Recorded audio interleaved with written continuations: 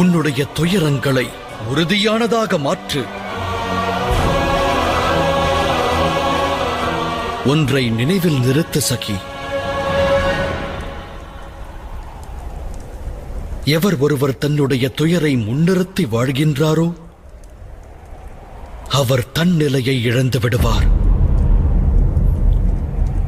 ஆனால் எவர் ஒருவர் அகிலத்தின் துயர் அனைத்தையும் தன்னுடைய துயராய் கருதுகின்றாரோ அவர் முன்னிலை பெற்று பலமடைவார்.